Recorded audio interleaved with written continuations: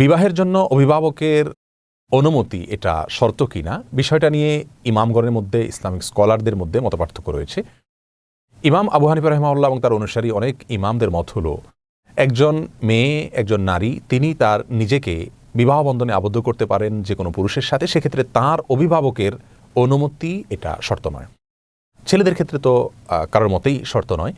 আর এর বাইরে সৌদি আরবের স্কলারগণ যারা রয়েছেন তাদের মত হলো যে একজন মেয়ে মানুষ সাধারণ অবস্থায় তিনি তার বিবাহের জন্য তার অভিভাবকের অনুমতিতে বিবাহ বন্ধনে আবদ্ধ হতে হবে, অর্থাৎ অভিভাবক তাকে বিবাহ দিবেন। অভিভাবককে যদি অনুমতি না দেন তাহলে সেক্ষেত্রে তিনি সাধারণ অবস্থাতে বিবাহ বন্ধনে আবদ্ধ হতে পারবেন না। অবশ্য তারাও বলেন, যদি কোনো অভিভাবক তার প্রতি অবিচার করে দীর্ঘদিন পর্যন্ত তাকে বিবাহ না দিয়ে ঝুলিয়ে রাখে, বা আপনার যথাযোগ্য পাত্র তারা নির্বাচন করতে ব্যর্থ হয়, অথবা অভিভাবকত্বের যে গুণাবলী সেগুলো তাদের মধ্যে না থাকে, তাহলে সেক্ষেত্রে তাদের জন্য বিকল্প ব্যবস্থা রয়েছে।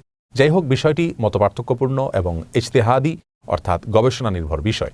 যারা মনে করেন যে অভিভাবকের অনুমতি ছাড়া বিবাহ হবে না, তাদের দলিল হলো রাসূল করিম সাল্লাল্লাহু আলাইহি ওয়াসাল্লাম বলেছেন, কোনো মেয়ে মানুষ যদি তার নিজেকে নিজে বিবাহ দেন কোনো পুরুষের সাথে অভিভাবকের সম্মতি ছাড়া, তাহলে সেক্ষেত্রে ফানিকাহুহা বাতিলুন বাতিলুন বাতিলুন, তিনবার বলেছেন নবী সাল্লাল্লাহু আলাইহি ওয়াসাল্লাম, তার বিবাহ বাতিল বাতিল বাতিল, অর্থাৎ গ্রহণযোগ্য নয়। এরকম আর অনেকগুলো দলিলের ভিত্তিতে তারা বলেন যে অভিভাবকের সম্মতি বিবাহের জন্য পূর্ব শর্ত।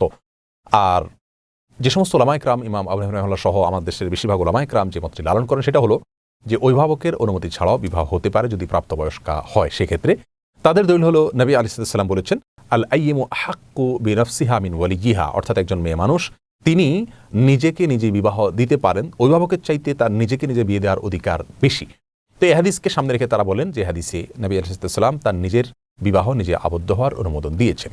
তাহলে বিষয়টা আমরা দেখতে পেলাম যে মতপার্থক্যপূর্ণ এবং বিষয়টা গবেষণা নির্ভর, উভয় পক্ষেরই দলিল আছে, যুক্তি আছে, এর ভিতরে কোনোটাকে আমরা ডিসকারেজ করতে পারবো না। তবে আমাদের বর্তমান সময়ে যে সমস্ত অভিভাবকের সম্মতি ছাড়া বিয়ে হচ্ছে, সে বিয়েগুলো সাধারণত তথাকথিত লাভ ম্যারেজ বা কোর্ট ম্যারেজ জাতীয় বিয়ে। এই বিয়েগুলোর বেশিরভাগগুলোর পরিণতি আমরা দেখতে পাই যেগুলো শেষ পর্যন্ত টিকে না, অথবা টিকলেও সেখানে শান্তি বই আনে না। কারণ একজন যুবক, একজন যুবতী যাদের অভিজ্ঞতার ঝুলি একেবারেই শূন্য বলতে গেলে, এ পর্যায়ে তারা তাদের জীবন সঙ্গী নির্বাচন করতে গিয়ে ভুল করে ফেলে এবং পরবর্তীতে প্রায়শ্চিত্ত করে বিবাহ ভেঙে যায়, বিবাহ বিচ্ছেদের হারও বাড়ছে আমরা জানি। এজন্য অভিভাবকের সম্মতি সাপেক্ষে বিবাহ এটা কল্যাণকর, এ ব্যাপারে সন্দেহ করবার কোনো সুযোগ নেই। অভিভাবকের সম্মতি ছাড়া বিবাহ সচরাচর হয়ে থাকে এই জাতীয় বিয়েগুলো, যেগুলো বিবাহ বহির্ভূত সম্পর্ক থাকে, হারাম সম্পর্ক থাকে, এরপরে সেটা তথাকথিত লাভ বা কোর্ট ম্যারেজ পর্যন্ত গড়ায়। এই বিবাহগুলোর শেষ পরিণতি খুব একটা ভালো হয় না, ভালোর পরিমাণ খুবই কম হয়ে থাকে। বিধায় আমাদের যুবক ভাই বোনদের প্রতি আমাদের অনুরোধ থাকবে যে বিবাহের জন্য মা বাবার পরামর্শকে মূল্যায়ন করুন, গুরুত্ব দিন, অভিভাবকদের পরামর্শের মর্যাদা দিন। তারা আপনাদেরকে খাইয়ে পরিয়ে অভিভাবকত্ব করে আপনাদের দায়িত্ব নিয়ে জীবনের চাইতে বেশি অনেক ক্ষেত্রে ভালোবাসা দিয়ে আপনাদেরকে বড় করেছেন। আপনার জীবনের একটা বড় ডিসিশন নেওয়ার ক্ষেত্রে তাদের সম্মতি অবশ্যই আপনি নেওয়ার চেষ্টা করুন, সেখানে কল্যাণের সম্ভাবনা অনেক বেশি আছে। আল্লাহ সুবহানাহু ওয়া তাআলা আমাদের সবাইকে বুঝা এবং মানার তৌফিক দান করুন।